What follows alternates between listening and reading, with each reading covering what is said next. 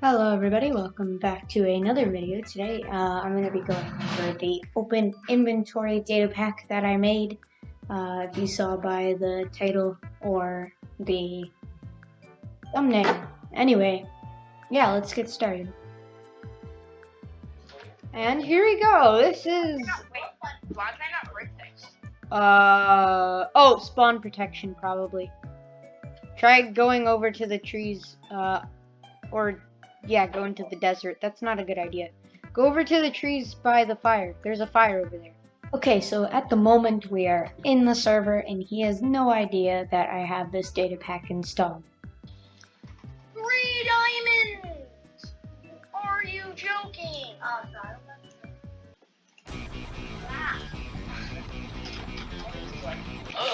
Get a diamond! What? Okay, diamond. Where are the other two ones?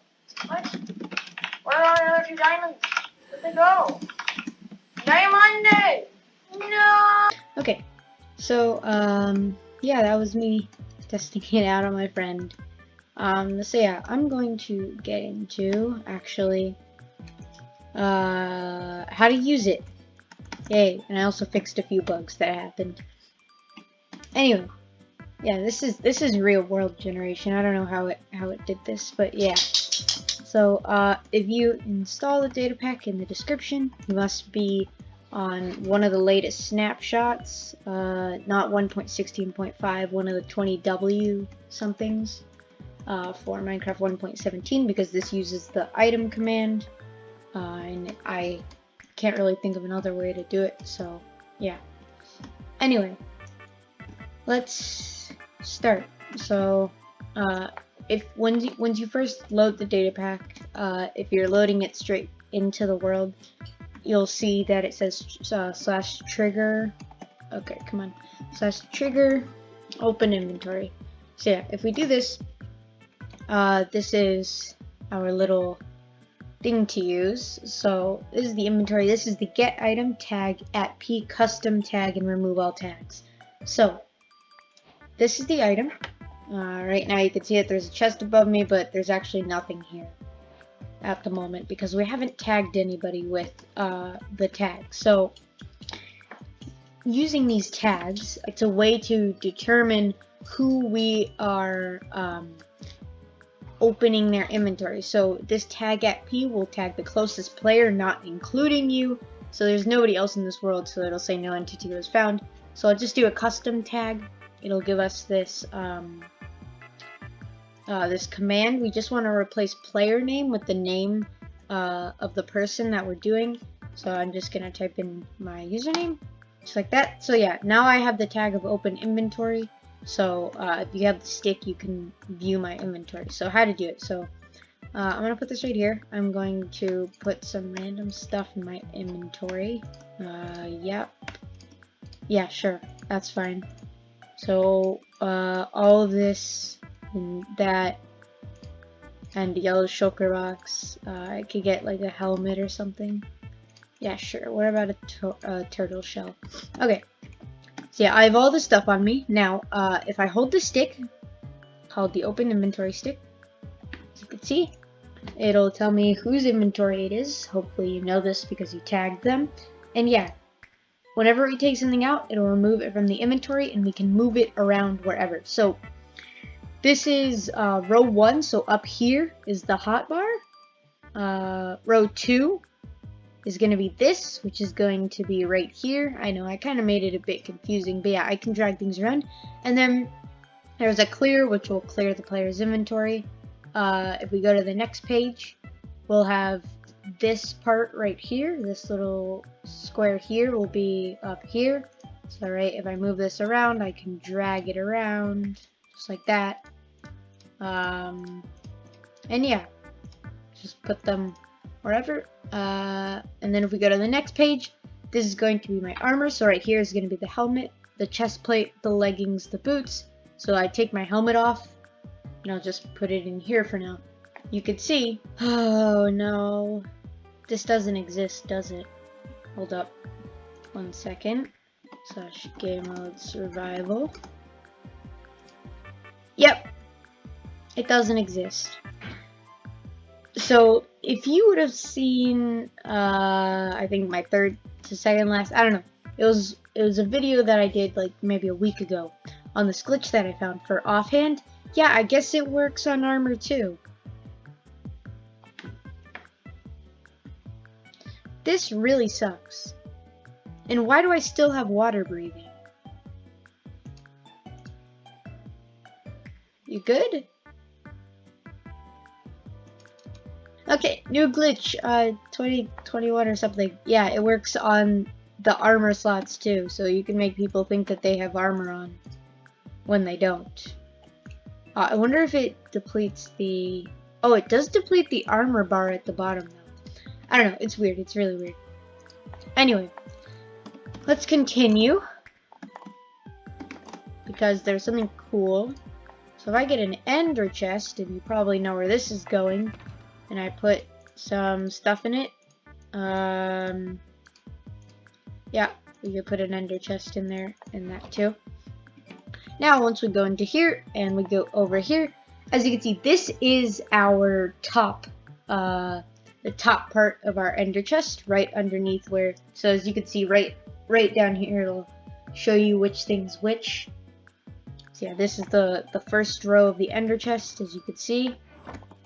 So if we just go back, now the next one is the second 2 rows. So second row and third row, here and here. So I'm just gonna take this tortoise or turtle hat off. And as you can see, it's no longer in my ender chest. If I take the shulker box and the ender chest, you can see they are no longer in the ender chest. I'm also able to put stuff into the ender chest. Let's just say a crimson sign and crimson fungus. I don't know why I picked those, but yeah, they're right here. So yeah, let's get into how it actually works. Okay, I am now in Sublime Text. This is where I made the little open inventory pack, as you can see. So yeah, I'm going to actually this time explain some of this, at least a little bit. I'm not really good at explaining things, but anyway, this is the start function. If I go into my tags and my load.json, you can see it'll automatically open start once the resource pack loads. That's what the load.json does in the Minecraft tags functions load. And tick.json will automatically loop this every single tick. So if I get rid of these, all we do is we add a scoreboard objective called changes. That's a dummy objective, and a scoreboard objective called open inventory or open inv. That's a trigger. And those will be useful in a second. So this is the loop function. It's kind of hard to see whenever I can move this over a bit. But what we first do, since we can't just have them changing each other's inventory back and forth, what we're doing is we're taking part of the inventory from the chest and we're copying it over to the player's inventory. But we can't just continuously copy the player's inventory and then copy the chest's inventory, because one of them is going to have priority over the other. So what I did is, on this changes thing, or changes scoreboard, we have a success. Okay, so it's an execute as at p tag equals open inventory. We want to store a success into a score called inventory in changes, which we'll use in a second. And what we're going to do is, if you have a storage, which is what we're using, a data storage, and you try to override the data with the exact same data, it'll say that you can't override it because it's already the same. Now we can use this in the success to see if the player has changed their inventory. What we're doing is every single tick we are checking if we can copy over all the player's inventory data into this storage, and if it's different, then we're going to store a 1 into inventory changes. If it's not, we're going to store a 0 into inventory changes. I did not mean to open up another thing. Now I do the same with the chest or the container, and I also do the same with the ender chest, just hooking it up to inventory using ender items. Okay, next what we do is using these fill commands right here, or these fill functions I should say. Every time the inventory changes matches 1, so this is if the player's inventory changes, we would like to fill our container by hotbar 0 or hotbar and inventory row 3, and this is on page 0. This is the minecart that we're going to show you how to summon, or how I summoned it in a second, but there's a tag on the minecart that tells you which page. So I'm gonna kind of show you what these little fill functions are. There are this container folder, and what we were at hotbar 3. It's just a bunch of commands lined up. Now I didn't have to type these out myself. I just wrote a bit of JavaScript and they printed out into the console. I copied them and then pasted them into this. So it's a lot easier to put these in their own separate function and then call them, because we can't actually modify player data. So we just use the new item copy command. And this is pretty much the same for the inventory. We just copy all of them to the inventory. These are copying them to the minecart chest.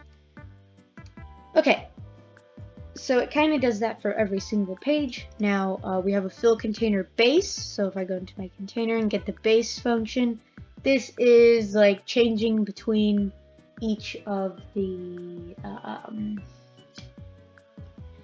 pages. So this one will clear the inventory, which I kind of forgot to showcase, so I might showcase it a little bit later. But yeah, if this item is missing, it'll clear the player's inventory, and if any of these arrows are missing, it'll change which page it's on.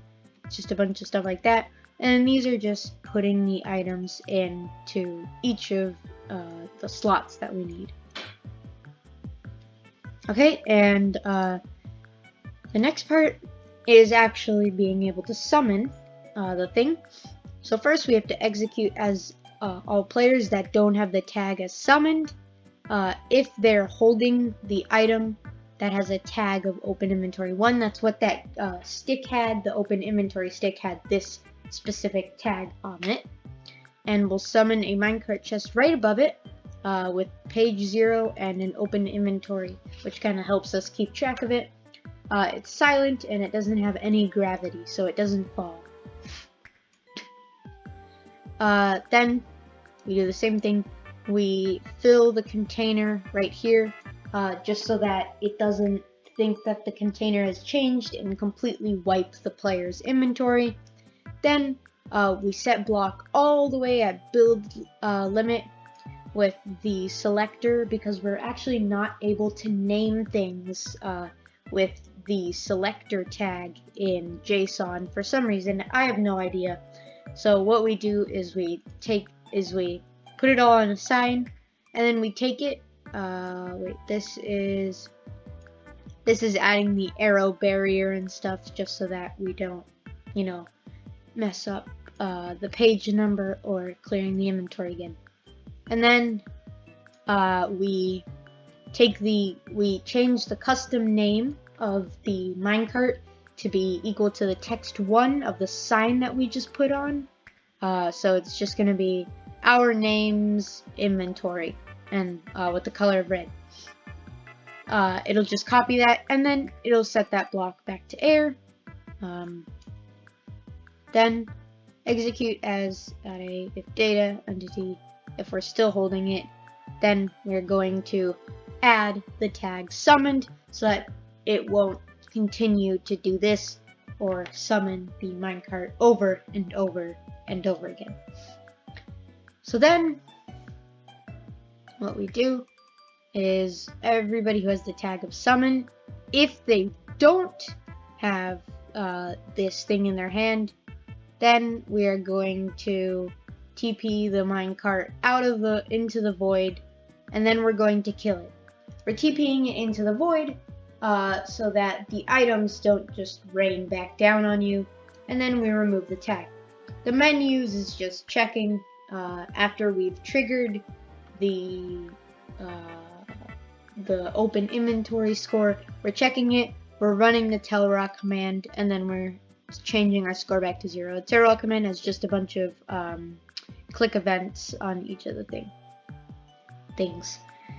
So yeah, that is about it. I hope you enjoyed the video. If you did, make sure to leave a like. Sorry if I haven't uploaded in a long time. I've actually gotten pretty interested in coding. I actually made a Discord bot, so if you want to check that out, Discord will be in the link in the description. Discord bot can't really do much yet. You can ask for help and he'll say that he has nothing to say. And yeah, that's it. Goodbye.